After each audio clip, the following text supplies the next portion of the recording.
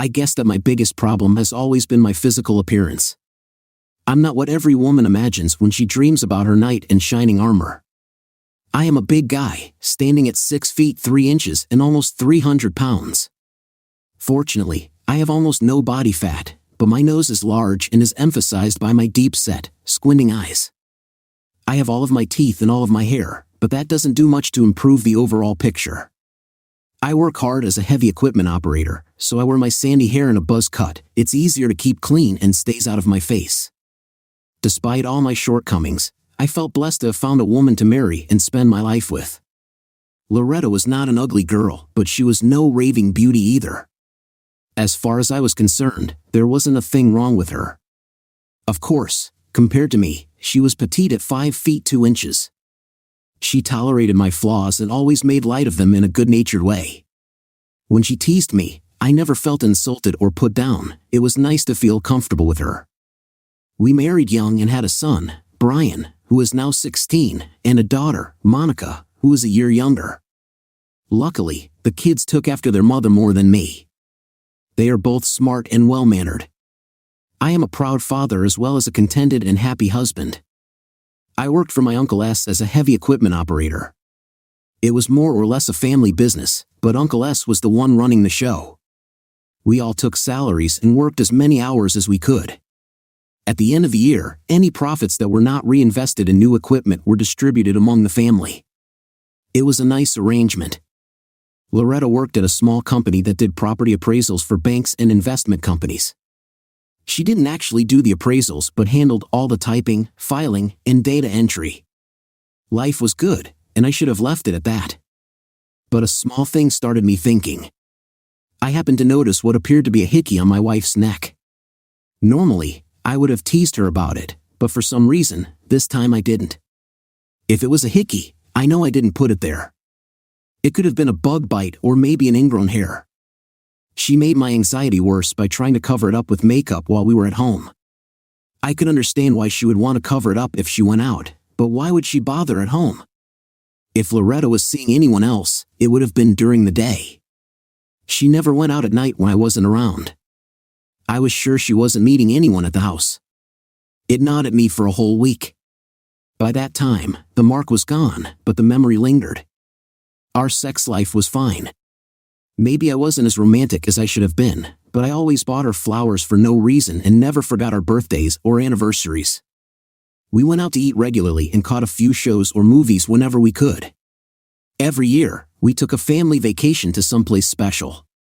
I appreciated her as a wife and a companion. Now I was driving myself crazy over a stupid red spot on her neck. Things were a little slow at work, so Uncle S had no trouble giving me a few days off. I had no idea what I was looking for or what I was going to do, so I decided to follow her around and see if anything happened. I borrowed a car from one of the guys at work and bought a crossword puzzle book. Nothing happened for 2 days. I followed her to work, to lunch, and back home. I was beginning to feel like a fool until the 3rd day. Loretta came out of the office for lunch a little earlier than usual. She didn't go to her car but walked around to the side of the building. A white 4-door company car came around from the back and Loretta got into the passenger side. Okay, she was going to lunch with somebody from work, different from the previous 2 days, but not that unusual. I had no trouble following them, and then my worst fear was realized. The white car pulled into the parking lot of one of the small, sleazy motels near the interstate ramp. I recognized the guy as one of the appraisers Loretta worked with, Tom something. He already had a key. They walked into the room as if they had done it 100 times before. He was a good-looking fellow, about 10 years younger than Loretta. They drew the curtains and closed the blinds. Unfortunately, I had not thought this far ahead. I had no idea what to do now. I guess the reasonable thing to do would have been to wait until Loretta got home that evening and then confront her. But emotions overtook reason.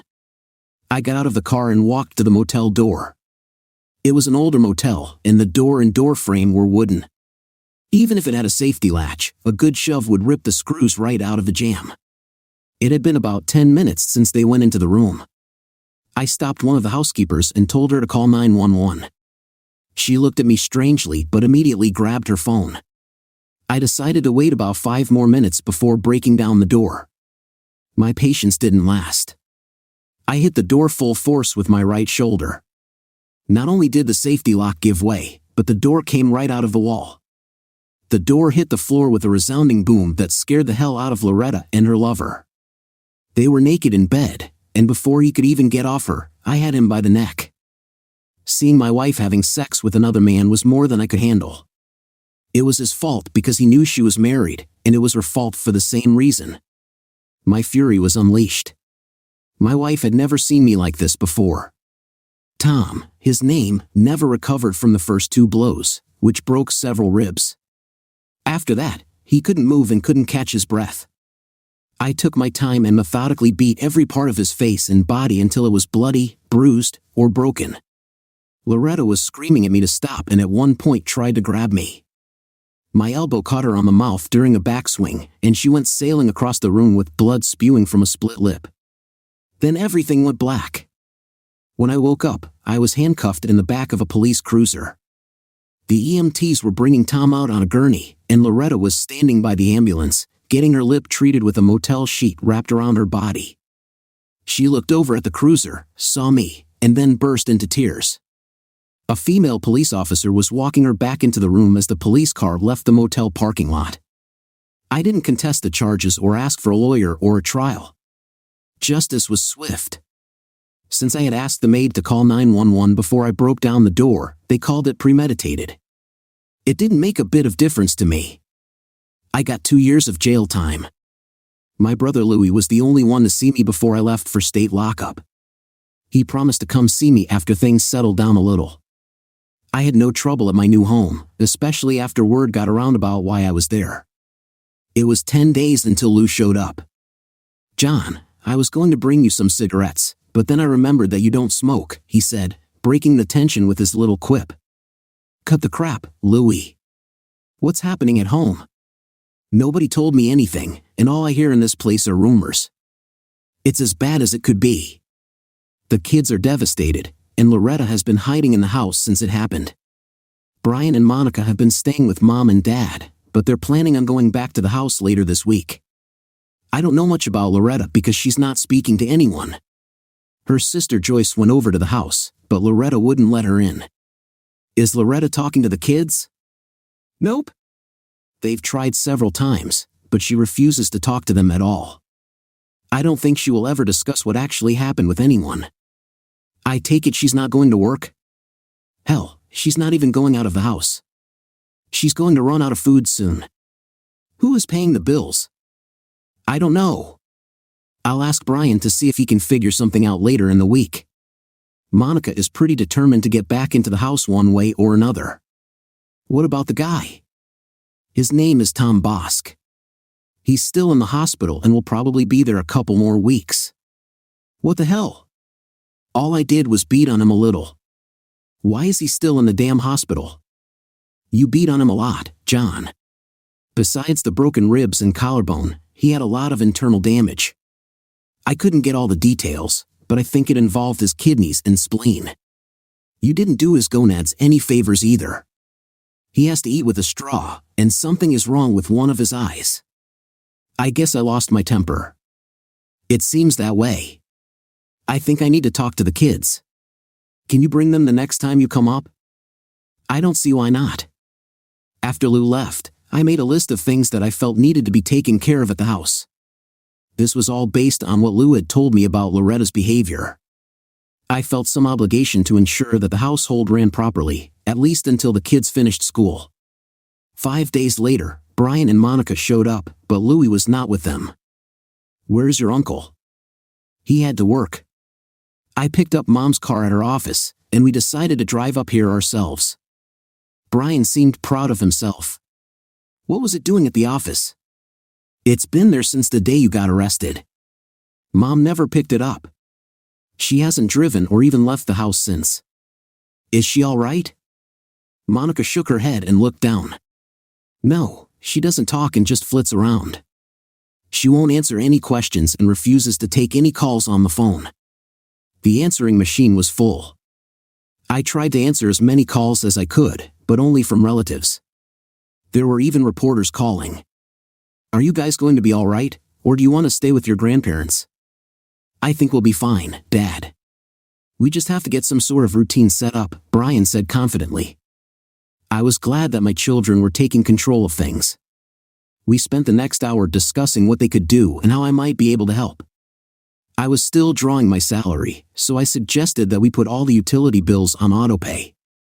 I told Monica to get her mother's ATM card so they could access cash for other expenses. It also worked as a debit card, which would simplify some other costs.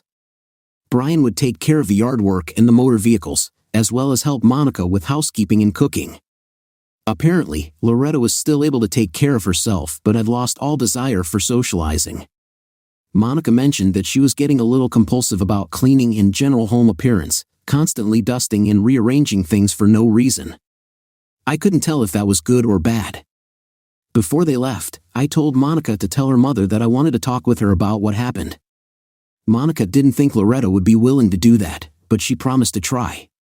Loretta never came to the prison to see me. She never called or wrote. Monica and Brian tried unsuccessfully to contact her and even got Loretta's sister Joyce involved. 6 months passed. Things had settled down, but I still had no clarification or explanation from my wife. Brian, Monica, and Louie came to visit regularly, and a few guys from work took a day off to come and check on me. After that, things got a little more interesting. Within 2 weeks after Tom Bosk was injured, his wife served him with divorce papers. He didn't have a leg to stand on. He now had 2 kids to support, plus alimony and house payments. When Tom left the hospital, he was transferred to a rehabilitation facility. His expenses were starting to exceed his insurance, so he decided to file a lawsuit against me. It was complicated, and I didn't understand any of it. Uncle S came to the rescue. Within a week, the company lawyer filed countersuits against Bosk for alienation of affection and against the company Bosk and Loretta worked for. The lawyer was slick and noisy, and suddenly all the lawsuits on both sides evaporated. I didn't get anything, but I didn't have to pay anything either. 3 months later, the situation at home hadn't changed. Brian had completed school and enlisted in the Air Force. He would be leaving in a month. Since Monica now had her driver's license, they didn't believe his departure would pose any problems. Loretta was still not taking phone calls and still refused to leave the house.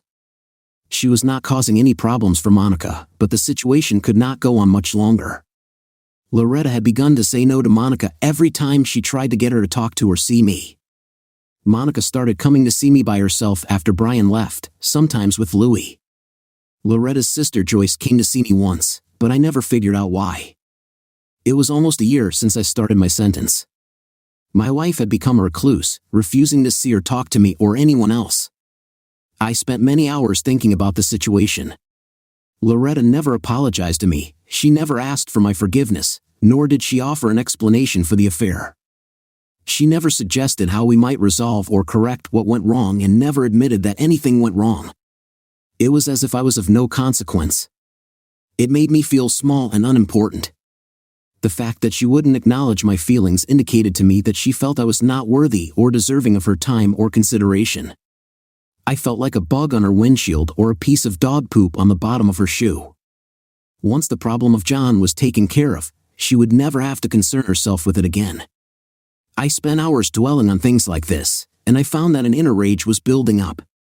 Tom Bosk had been released from rehabilitation and was living in an efficiency apartment near his work.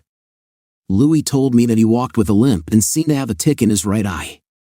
I felt a little sorry for the guy until Monica gave me some disturbing news. Loretta was taking a shower when Monica needed some makeup. While looking through her mother's purse, she found a prepaid cell phone hidden at the bottom. There was only one number programmed into the phone. Monica wrote down the number and the name in the directory. It was disturbing news. Of course, given how things were going, I wasn't going to be getting back together with Loretta under any circumstances. However, the idea that she might still be in contact with Bosk infuriated me. 2 weeks later, it was announced that 127 of us would be given early release. My name was on the list. I had no trouble while I was in jail. I had a job waiting for me when I got out and I was a first-time offender. How lucky can a man get? Louie and Monica came to pick me up, I decided to stay at my parents' home for a while until Loretta could get accustomed to my being around. It was an unnecessary precaution. Loretta was gone for the first time in a year. She left the house without saying anything to anyone or leaving a note. A quick check revealed that she had taken most of her clothes and several suitcases. I avoided having to face my wife about her infidelity again, or should I say she avoided me. I was looking forward to hearing how she would explain things. Of course, if she still refused to talk after I got home, I wouldn't have learned anything anyhow. I also found out that Tom Bosk had quit work that week. Instead of staying with my parents, I moved back into the house with Monica. She seemed relieved to have me home, especially since she now had a steady boyfriend. Of course, that also meant I was spending my nights home alone. I never thought I would miss having my cellmates around. Any companionship was better than none. I was back at work within the week. It was as if I had never left. I felt obligated to Uncle S and the family to put in extra hours, and no one denied me the opportunity. Somehow, I seem to have lost my taste for beer over the last year. I know it sounds odd, but it just didn't satisfy my thirst the way it used to. I was never interested in hard liquor, so I found myself drinking a lot of Coke and iced tea. I took a little ribbing about it, but I was immune to any peer pressure. The bad part came at night when I found myself thinking about Loretta and Tom Bosk. They made a fool out of me. I didn't even know Bosk, but the treatment I got from my wife was undeserved. I never treated her badly, never abused her physically or verbally. I was always respectful and loving. I did nothing to make her hate me. Of course, I got the feeling that she didn't really hate me, she just didn't feel anything at all. She discarded me like an old slipper without even thinking about it. It was humiliating. Marcy tried to help as best as she could, but there wasn't much she could do. I was happy that she found a companion, especially after the trouble she had the last year taking care of her mother. I wanted to give her all the time she needed to catch up. I was also trying not to let my depression show, whether at home or at work. The more time I spent at work, the less I thought about Loretta. When I got home, I was usually tired and slept well. It was a Sunday afternoon when I decided to go see Joyce. Joyce was Loretta's younger sister. She was divorced and had 2 children who were both in grade school. I always appreciated the fact that she came to see me while I was in prison, though I never could figure out why. Sometimes I thought that if I had been a little friendlier when she visited, she might have come back again. "John, how nice to see you. I heard you were home again. Come on in. Would you like coffee or a beer?" I followed my sister-in-law to the kitchen. "Coffee would be great. I guess I know why you're here." "I don't know a lot, but I'll help if I can. The big question that you probably won't be able to help me with is why." Joyce put 2 hot cups on the table and sat down across from me. "Right, John. I can't help you." I asked her several times in several different ways, and she either ignored me or changed the subject. "I thought she wasn't talking to you." She refused to even see me until a week ago. All of a sudden, she wanted to talk. There were a few moments of silence. It appeared that Joyce was willing to answer my questions, but she was a little cautious about volunteering anything. "Joyce, why did you come to see me?" "I don't know. I felt that Loretta had screwed you over somehow, and I didn't think you deserved that. You didn't seem too happy to see me, so I never went back." "Sorry. I was still hurting. I wasn't sure why you were there and didn't know how to react. I guess I was a little oversensitive. Other than what I read in the papers, I still don't know what happened." Joyce sighed a little. I put my coffee down and let out a little laugh. It was simple. She cheated, I caught them, and I beat the crap out of the guy. End of story. Except that you spent a year in jail. I like to think of it as a vacation. It was better than one of those damn cruises. We both tried to find some humor in the situation, but with poor results. "What are you really here for, John? Where is she?" I tried to keep it simple to get a straight answer. "Where is Loretta?" Damn it, it worked. I asked a question and got an answer. Loretta came to see me to talk about my divorce. I couldn't help her because I didn't have the answer she was looking for. Why is she looking for a divorce? She wants to get free without having to see you or contact you. I told her she couldn't do that here. She seemed a little upset. She didn't want to go to Nevada because of the residency requirements, but she decided it was her only option. The company she worked for had a branch office in Reno. The guy she was with, Tom something, was able to get a transfer there. She intends to file for divorce as soon as she is there long enough. It all made sense. I didn't like it, but it made sense. I don't know why she didn't just do it while I was in jail. She could have sent me the papers, and I would have gladly signed them and sent them back. She waited too long and screwed herself. What the hell did I do wrong? Joyce, I asked my sister as she was leaving. She just smirked and walked out the door without giving me an answer. I guess she decided that I wasn't good looking enough. I wish she would have told me before we were married, then you never would have had Brian and Marcy. It was all I could do to force a little smile. John, my husband, was good looking and he was a bastard.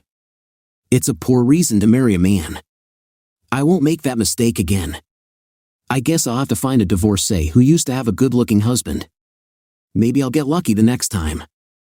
It was a stupid thing to say, and I didn't realize it until the words left my mouth. Flustered, I stood up and thanked Joyce for the coffee and the conversation. I think I knew why she came up to Greater Fair to see me. Not only am I ugly, but it appears I'm also a little dense. As I left, she looked a little embarrassed, and I felt bad. I booked a week-long cruise to the Caribbean and gave the ticket to Louis. Louis wasn't married, and I knew he would appreciate the trip, especially at my expense. In exchange, I got to borrow his car. The less he knew, the better. It took me 3 days to drive to Reno. I found a vacant, deserted bank repossession house just east of Sparks and had no trouble arranging for Tom Bosk to come and give me an appraisal. He arrived at the house with his trusty clipboard and tape measure. 30 minutes later, he was in the trunk of Uncle Lou's car, heading east. I was about 30 miles outside of Winoka before I found a turnoff that I felt comfortable with. I didn't know where the dirt road went, but I only used the first mile. Tom was breathing when I put him into the trunk, but sometime in the last few hours, he decided to stop. That was a shame because I wanted to talk to him a little more. I found a nice little ravine with lots of rocks and rough-looking vegetation. I took his watch, wallet, and cell phone before throwing the body over the side. Somebody might find him eventually, but not until the coyotes and other critters were done with him. I continued my drive east, feeling a little less humiliated. I never thought of myself as a vengeful person, but it appeared that I really was. I stopped at a casino in Elko and left Tom's wallet in the men's room.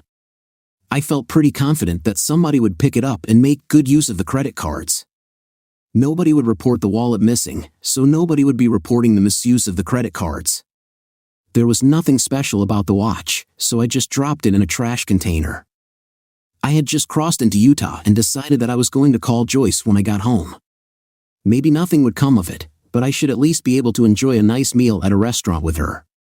I was starting to feel good about myself when the cell phone rang. The ID showed the caller to be the same number that Marcy had given me. I guess I was going to get to talk to my wife after all. Tom, where the hell are you? Tom, are you there? Answer me.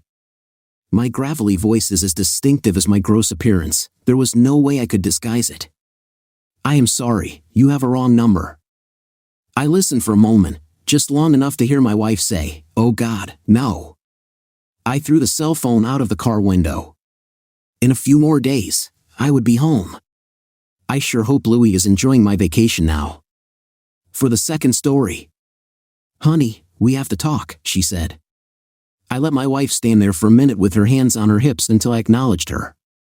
I sat at the kitchen table coolly chewing the steak I had just grilled for myself while she was out with the girls. Out with the girls?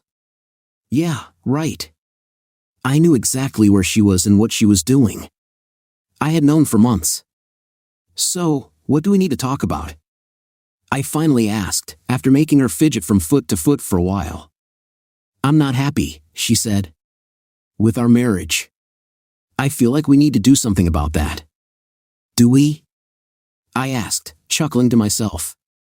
What could we possibly do? I've worked my ass off for 20 years at the mill, pulling overnight shifts more often than not and working overtime every week to put food on our table and a roof over our heads. I worked hard enough to put our son and daughter through college and made enough money to allow you to stay home and raise the kids. Evidently, that wasn't enough. I just feel like it would be good for both of us to maybe expand our horizons a little, she said. I took another bite of steak, the rarer the better, I always say. This piece was practically mooing. Expand our horizons? I repeated. You mean like taking a basket weaving class together or something? I nearly choked on my steak. Well, not exactly, she said. She slinked toward me, and I could smell the cheap wine on her breath, the same way she always smelled when she came home after a night out. I smelled something else too, something distinctive and unsurprising. She sat in the chair next to me and rubbed her hand along my thigh. As I continued to eat, I was thinking more along the lines of something fun. She said, kinky, even something exciting. You mean like skydiving? I asked, trying not to laugh. No, she said, her hand wandering clumsily to my crotch. I was thinking maybe you'd like to do something a little wild sexually. Oh, sexually, I said. You mean maybe you'll finally let me screw you up the back? No, she said. Then what do you mean? I mean, she said, rubbing my tool through my pants a little more vigorously now, what do you think about opening our marriage? Wouldn't you like to screw some new young dame? Sure, I said, except there's that inconvenient thing getting in the way. You don't have to wear a condom, she offered. No, I mean our wedding vows, I said. I promised to forsake all others in front of our friends, family, and God. I can't very well break that promise, could I? What sort of despicable human being would ever do such a thing? She gave me a fake laugh. Oh honey, it's just sex. I wouldn't mind. Well, I would, I said. She suddenly stopped her rubbing, it wasn't getting her anywhere anyway. Why do you always have to be such a stick in the mud? She asked. Every time I suggest we do something new and exciting, you say no. We're not getting any younger, you know. Our window of opportunity keeps getting smaller and smaller. Well, I said, chewing another bite, if you want to break the promise you made to all those people, that's your choice, but I'm not going to be a part of that. Her demeanor shifted once again, and her rubbing resumed. You mean you'd be okay with me having some fun even if you're not doing the same? I picked up my last piece of steak with my fork and examined it for a moment before popping it into my mouth. Then I pointed my steak knife straight between her eyes. You really think you can cuck me? The rubbing came to an abrupt halt once again. I was just thinking it might spice things up for us, she stammered. You know, our sex life has been pretty much dead for a long time now. Yeah, I said, it has. And whose fault is that? Mine, she said. I know what you've been doing, Rebecca. What do you mean? I know about your so-called girls' nights out. I know all about the guys you've been sucking and screwing in the back room of the bar, in their cars, and in sleazy hotel rooms, and even in a seedy alleyway. Seriously, do you have no standards? The expression on her face was priceless. Her jaw practically hit the table, and her eyes bugged out, growing as wide as a couple of dinner plates. What are you talking about? I didn't do any of those things. I shook my head slowly and sighed. Really, Rebecca? Are you really going to insult my intelligence by denying you did this?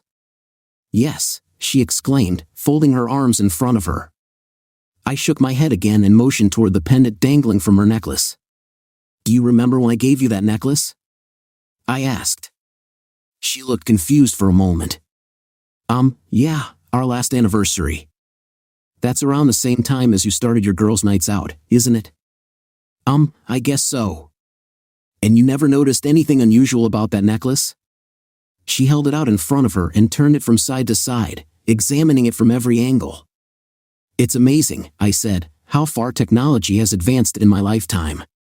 I remember when video cameras weighed a ton and you had to carry them around with the VCR attached. Remember that, Rebecca? She just cocked her head and looked at me like I was crazy. Anyway, the cameras they have today are so tiny you can fit them in a necklace pendant. Can you believe that? Once again, I savored the expression on her face as the realization came to her. She seemed to fade into nothing right before my eyes. Every night after your night out, I waited until you passed out or fell asleep, as you would say. Then I took your necklace from the dresser, downloaded the latest video, watched it from beginning to end, edited the best parts, and uploaded it to my favorite spicy site. Oh, by the way, congratulations, honey. You're a star. I didn't think her complexion could grow any paler, but I was wrong. She was practically invisible. Don't worry, love, I said. I set all of these videos to private so no one can see them but me. I reached into the bin next to me and extracted a manila envelope, which I tossed in her direction. I had my lawyer draw these up about a week ago, I explained. I was just waiting for the right time to give them to you. Now seems like a good time. She was visibly shaking, and her watering eyes overflowed, creating streams of tears down her cheeks. I'm not going to lie, I said. The terms of this divorce aren't fair. You're getting far less than you could if you choose to fight this. But, and I don't mean to be a jerk about this, you've given me no choice. If you don't accept these terms, these videos I've uploaded will be made public to everyone you know, and trust me, I will make sure they all have the links. I'd never actually seen a person melt into a puddle of tears before until that moment. Needless to say, Rebecca accepted my terms, and we achieved an amicable and stress-free divorce. For the first time in her adult life, she is working. In fact, she is working as a waitress at the same bar where she used to work. It must be awkward for her. As for me, I've never been happier. I work less, go out more, and I have just met an incredible woman who seems to appreciate me for who I am. The other day, in fact, she told me, honey, we have to talk. I sighed and shook my head. What is it? I asked. She smiled. I just want to tell you how much I love you and how much you mean to me. Now that, I said, is a conversation worth having. Story 2. I work as a vet. Since childhood, I've loved animals and chose this profession. For a little over 30 years now, I've been working at our city vet clinic. Lexa, my wife, was pretty okay with my job at first. She liked animals too, though not as obsessively as I do. But sometimes she'd give me a hard time, especially when I came home after surgeries and there was that unpleasant smell about me. Still, we were a family and loved each other. We had 2 wonderful kids. Our eldest son, Christopher, has already made his own way, moved to another state, finished college, got a job, got married, and now had his own family. But our daughter, Hannah, still lived with us. She also finished her studies, but found a job in our city. Her salary wasn't that great yet, and I didn't want her living in some rundown apartment, though I could tell from her eyes that sometimes she wished to move out. She wasn't married yet and wasn't planning to in these early years, but she had already had 2 short-lived romances that ended in breakups. And for several months, she hadn't been dating anyone. Recently, while having dinner with us, she admitted she'd met a young man and they really liked each other. However, he had housing problems and asked if we would mind if he stayed with us for a while. Lexa and I wanted only happiness for our daughter, and we noticed the spark in her eyes again, indicating her warm feelings toward this guy. I was the first to speak up and agreed to have her bring Luke into our home. Lexa hesitated a bit. After all, Hannah had never just brought her boyfriend home for a visit. And now, he'd be living with us. Besides, by that time, my wife had accumulated quite a few valuables, and she worried that a stranger in our house, even if Hannah loved him, might turn out to be a con artist and rob us. I understand your concerns, I told her when we were alone. But we need to support our daughter. She said she's known him for a couple months. Let them stay with us for a while. That way we can get a better look at who he is. Exactly. And in these 2 months, she never introduced him to us. My wife seemed a bit nervous. Well, there might have been reasons for that. Remember how her previous relationships ended? Maybe she needed time. I don't know, Jim. It's just so sudden. I put my arm around my wife and stroked her shoulders. I wanted to show her that I understood her feelings, and I supported her, but at the same time, I tried to reassure her that we had to trust her daughter and her choices. Lexa accepted it. Hannah promised she'd come with Luke the next night. As usual, my wife prepared dinner, and we eagerly awaited to meet our daughter's new love interest. Lexa seemed visibly nervous but didn't explain when I asked her. Then the doorbell rang, and I went to open it. Hannah entered first, followed by a man who was clearly about 10 years older than her. His choice surprised me at first, but you can't control matters of the heart, especially in these times, and times are such that you can expect anything. The young couple entered the house, and I invited them to join us for dinner right away since everything was prepared, and Lexa had set the table. I followed them in and noticed that my wife's face had turned pale. "Mom, Dad, this is Luke. My boyfriend. I've mentioned him to you." My daughter finally officially introduced her partner. Sitting at the table, I leaned slightly towards my wife and asked why she was so distressed. But she didn't give me a specific answer, attributing it to possibly a sudden rise in blood pressure due to the change in weather. Believing her, I invited everyone to start eating. During dinner, Hannah shared a bit about Luke, but I ended up asking more questions to both of them, while Lexa hardly said anything that evening. I even started worrying about her health, as she usually never held back from chatting at the table. I listened and absorbed information about Luke while closely observing him. For some reason, my eyes were fixated on him almost the entire time. I noticed that sometimes he looked rather oddly at my wife. Maybe it was just my imagination running wild, or maybe it was the wine Lexa had brought to the table, or maybe the guy was just trying to memorize the faces of his girlfriend's parents. After dinner, when we went to our bedroom, I asked my wife again about how she was feeling. "I'm fine. What are you picking on?" "I still need to prepare for tomorrow's business trip," she replied. "Listen, Lexa. You know I don't mind you working. But I can see these trips are wearing you down. For over 6 months now, you've been going somewhere and returning quite exhausted. Don't exaggerate. It's just work. Yeah, sometimes it tires me. It's like you're sitting at work watching TV. No. But we haven't had intimacy for so long. Lexa, I'm your husband, I'm a man after all. I need a bit more than just sitting together at the table and sharing news on the couch under a blanket. We're not that old yet, and I want." You and your she cut in. "But have you thought about me? About what I want? You completely devote yourself to your animals, indulge the kids and everything, and lately, you seem to barely notice me." Lexa sighed sadly and sat down on the bed. I looked at her, she even pouted her lips like a little child. Approaching her, I touched her chin and turned her face toward me. "Hey, honey. What are you talking about? I can't ignore you. You're so beautiful." I leaned in and kissed her lips. "Lexa, come to me." I continued kissing her, and she even responded at first, but then suddenly pulled away. "Jim, I really can't. I have to get up very early tomorrow. I need more rest." Sometimes it felt like I just didn't understand her. For many years, we lived like any normal family, in love and harmony. But after she was transferred to a new department and had to travel for work, besides staying late at the office more often, I noticed something had changed in her. It wasn't immediately apparent.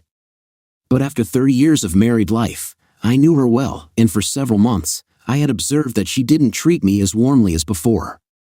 Initially, I attributed it to her new position and even supported her as much as I could, trying to take on some of the household chores in the evenings. But it didn't improve. It had been a few days since another person had moved into our house. I behaved quite hospitably, as I had always been characterized by the good-naturedness my parents had instilled in me. Hannah seemed quite happy with her beau.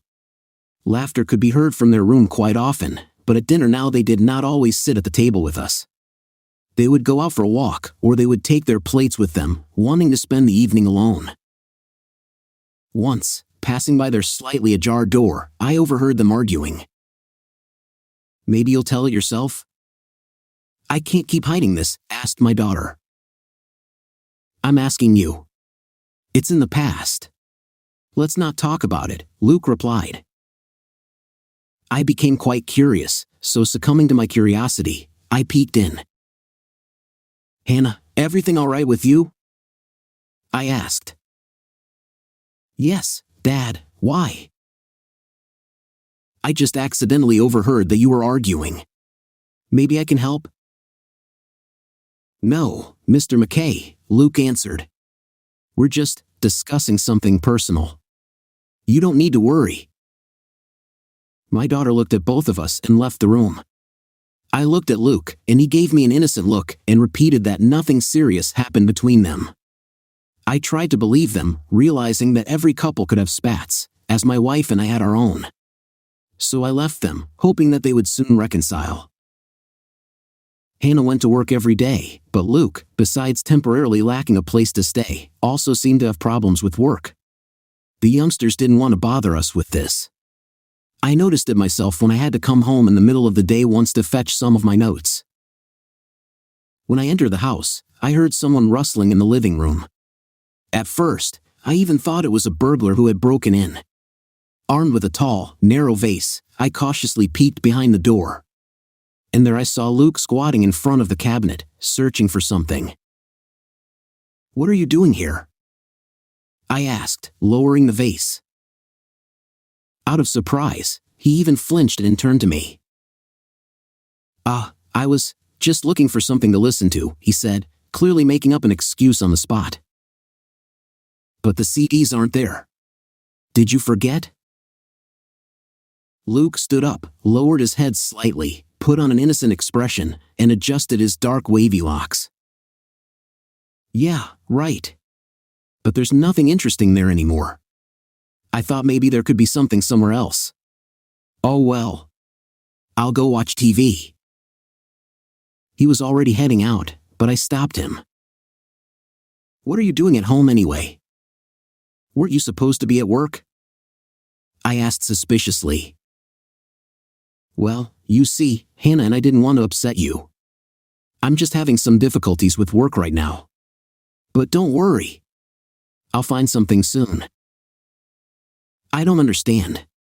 Did you get fired?" "How long ago?" "Just a couple of days. I told you. Small stuff." "It was nice to see you," Luke smiled with one corner of his mouth and left the living room. I remembered my wife's words about our daughter's boyfriend possibly being a thief and robbing us. But if that were the case, why was he waiting so long? If he'd been sitting at home for so long, he could have done it a while ago. Just in case, I went to the bedroom and checked my wife's jewelry box. Everything seemed to be in place, but to be on the safe side, I moved everything into a drawer that could be locked and secured. Leaving the house, I called my daughter. I wanted her to clarify the situation for me. Hannah said the same thing as Luke did to me and asked me not to worry. My daughter was always thoughtful and sensible, and I never noticed any rash or foolish behavior from her. Her words calmed me a bit, and I went to work.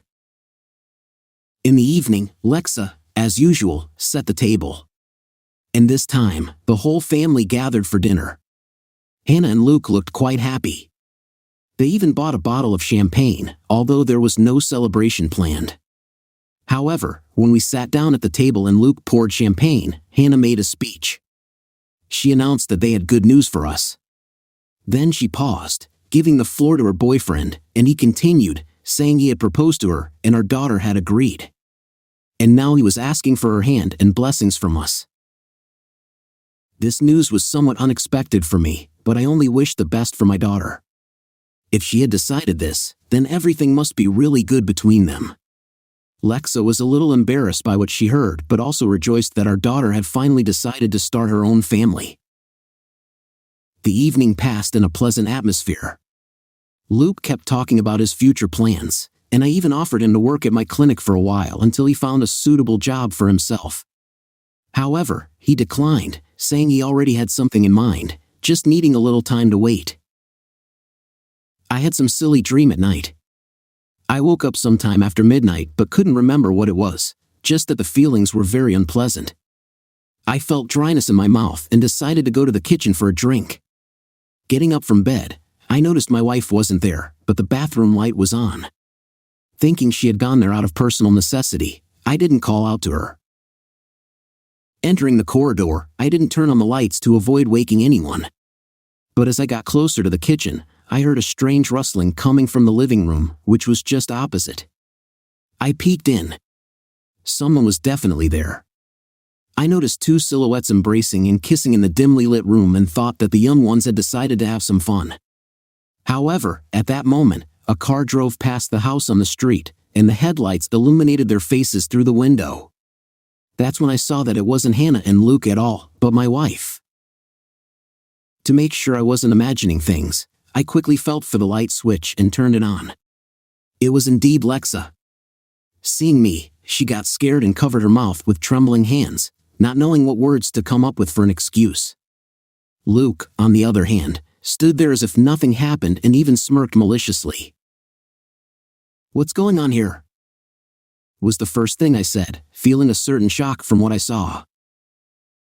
"Jim, this isn't what you think. It's just..." My wife started to justify herself with a distressed voice. "What?" My state of shock was turning into anger, and I was furious. "You son of a bitch, you, in my house." I didn't hold back my emotions and lunged at him. Luke immediately received a punch in the face, but it didn't seem to have any effect on making him feel guilty. On the contrary, he kept smirking. This made me even more angry, so I threw a few more punches at him. He tried to swing back and block my blows, but he wasn't very good at it. He was pretty frail looking, and I still had the skills I'd learned in the army before I became a vet. It didn't take me long, and it didn't take much effort to get this rascal on the floor. I stood over him and the rage was still raging inside me. I turned my head toward my wife, who looked on in horror, afraid to make a sound. "Whore. I didn't expect this from you. And with our daughter's fiancé.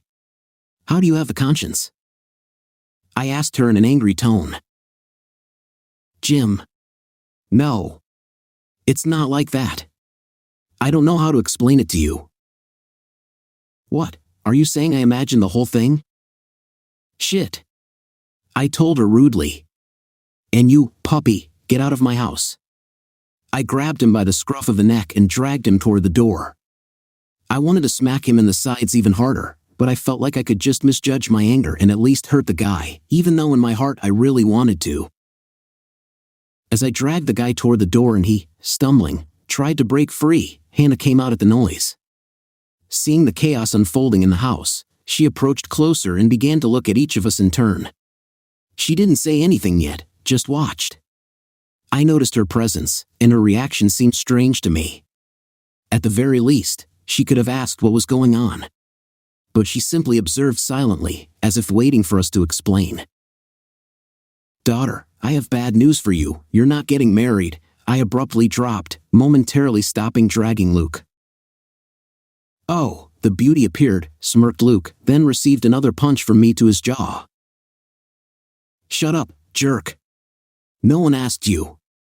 Keep going." I continued pushing him toward the door, and when he was over the threshold, I heard him shout. "At least give me my shoes, asshole." "You'll get them by mail, scumbag," I replied and closed the door in front of him. Having gotten rid of that rat-like person, I returned to my women. Lexa continued to stand still, and now tears were streaming down her face.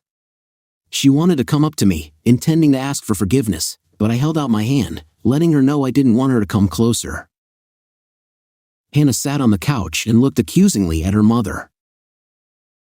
"So, what now? Are you going to explain everything yourself? Or should I?" At that moment, I realized that now I understood nothing and that some kind of conspiracy seemed to be going on around me. "Hannah, what are you talking about?" I asked in bewilderment. Hannah stared at her mother, but she continued to remain silent, as if she'd suddenly lost her voice. Their silence was beginning to bother me a lot, and I shouted at both of them to finally explain to me what was being hidden from me in this house.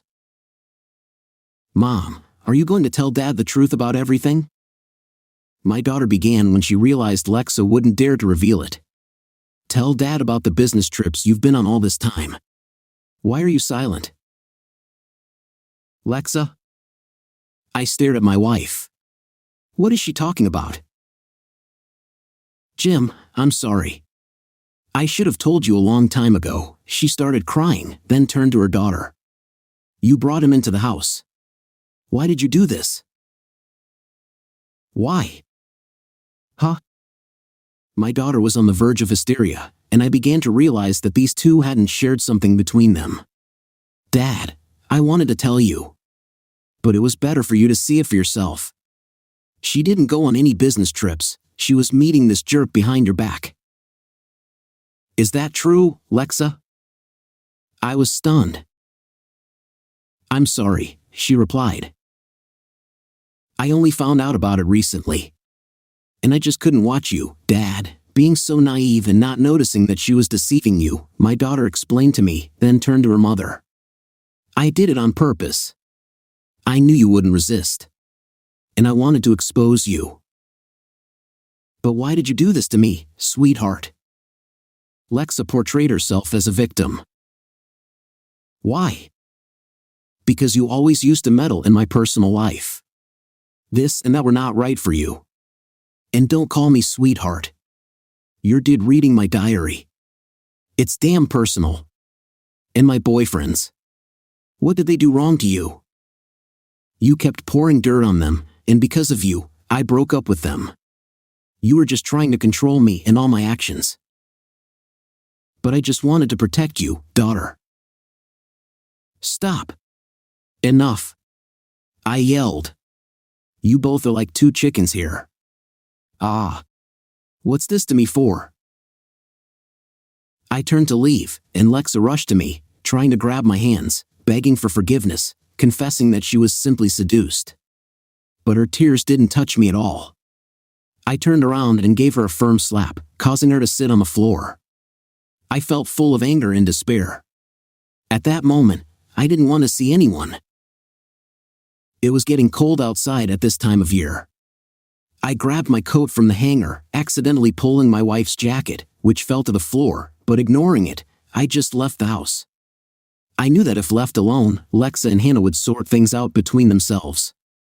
I understood my daughter's intentions to open my eyes, but I never expected her to do it this way. Really, why did she start such a show? After all, that jerk lived in our house, ate our food, slept on our furniture. And her words that Lexa was always chewing on her. But I never noticed anything like that. Coming home from work, everything seemed as usual. Sometimes I found my daughter in a bad mood, but she didn't tell me anything. But what struck me the most was how my wife treated me. After all, I gave her the best of what I had. Love, care, tenderness. I even tried to indulge her materially with everything she desired, jewelry, beautiful clothes, salon visits. But damn, what more did she need? As I walked along the sidewalk, lost in these thoughts, a snowflake fell on my nose, quickly melting into a droplet. I looked up and saw that a snowfall had begun. November was finally ending. Yet, I didn't feel the cold, probably due to the anger that had firmly settled within me. I continued walking and reached the pub, which was in an alley a few hundred meters from our house. Upon entering, I immediately ordered myself undiluted whiskey and quickly, in one gulp, emptied the glass, asking for a refill. Trouble? The bartender asked me, noticing my grim expression. How can I put it? I replied and swallowed the entire portion of spirits again. As bartenders usually do, he tried to strike up a conversation with me, especially since there weren't many people in the establishment, and he seemed a bit bored. But I didn't want to tell him my unpleasant story. On the contrary, I wanted to forget it all, like a terrible dream. But I understood that it was a sad reality, and I couldn't escape from it. After spending some more time in the bar and having a couple more rounds of whiskey, I finally decided to head home. After all, why should I leave the house? And for my wife, I was preparing a serious conversation, short but serious. After all I had learned, I didn't want to see this woman anymore. On the way back, when it was completely dark, I walked on the already snow-dusted sidewalk and heard a familiar voice behind me calling my name. I turned around and saw Luke. He was already warmly dressed and shod. Apparently, he He had a place to stay, as where else could he get dressed?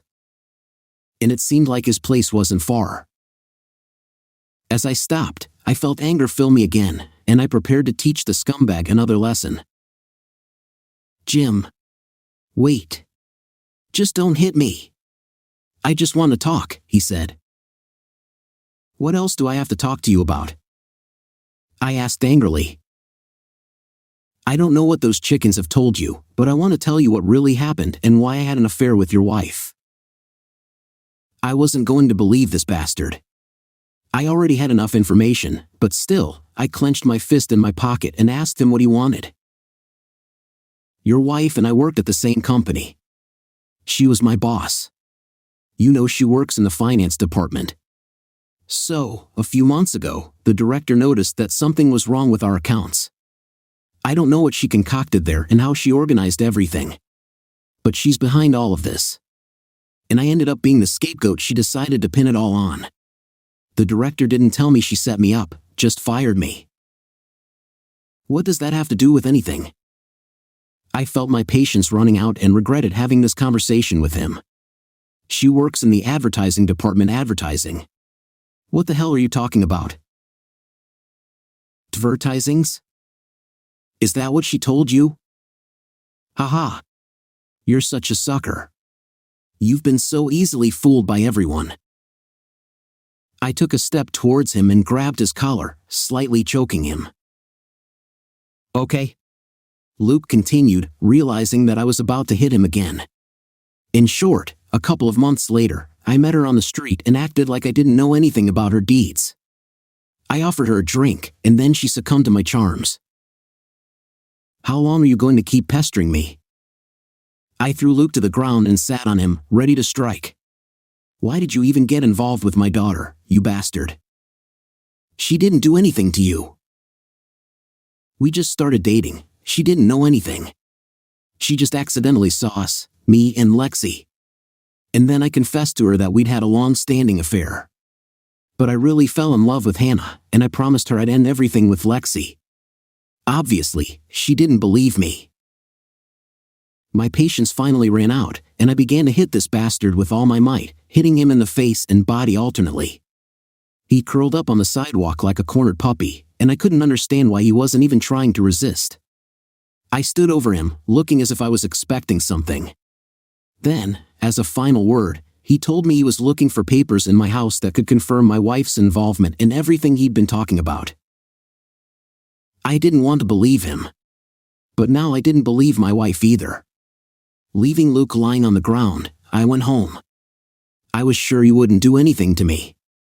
Upon entering the house, I immediately found Lexi. She was sitting in the kitchen, crying over a glass of water. Without undressing, I approached her and ordered her to tell me everything truthfully, both about work and about her romantic escapades. Lexa initially began to resist and claimed she was not guilty of anything except getting involved with that scoundrel. In anger, I grabbed a glass and hurled it against the wall. She noticed my eyes turning red with rage, and it seemed like I was ready to tear her apart. That's when she confessed, tears streaming, clutching at her heart. Eventually, she confirmed her story. She later added that she did it to earn a good sum of money and buy a house for her son, so he could live closer to us. She admitted that she always loved her son more and that being separated from him was painful for her. She couldn't explain why she somehow didn't love her daughter as much, though. I could barely contain myself while listening to her story. I felt Hannah hiding behind the wall, hearing everything. I felt sorry for my daughter, and now I understood her anger toward her mother. Now I knew the whole truth. All that was left was to find out where those papers Luke mentioned were and if they actually existed. Lexa admitted she had hidden them on the top shelf, creating a small hiding spot with a double wall. I went there and started clearing the shelves to reach the hiding spot quickly. Soon, I held the papers in my hands. I sat on the couch and started examining them. I can't say I was good at deciphering them, but some things became clear to me. I now understood how deceitful and despicable the woman I had loved all these years turned out to be. I was very angry with her, but I didn't know what to do with her, how to punish her.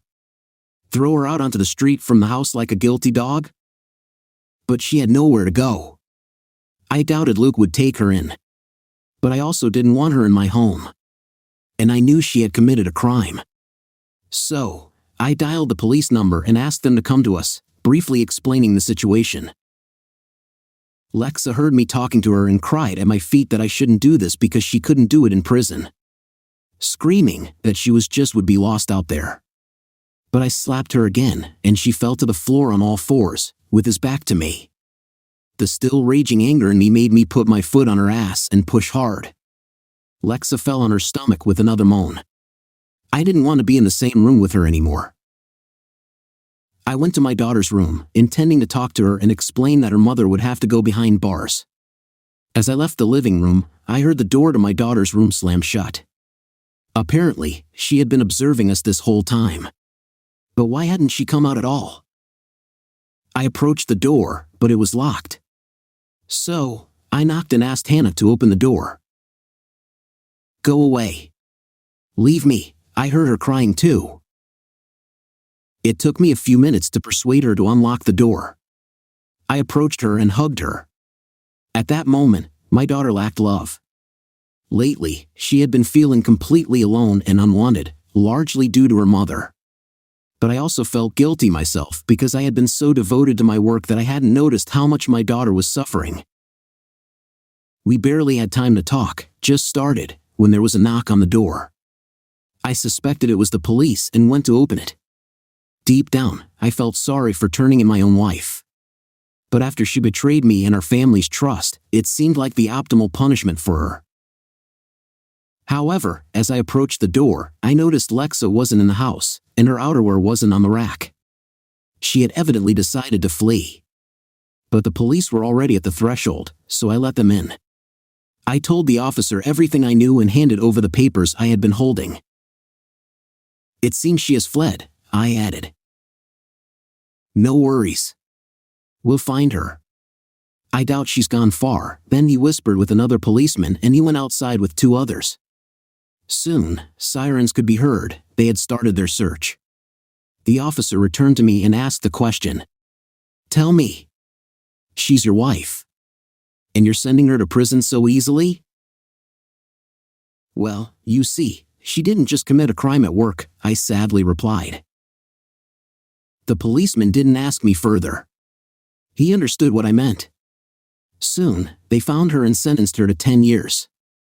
Christopher, upon learning his mother was behind bars, initially resented me and didn't understand my actions.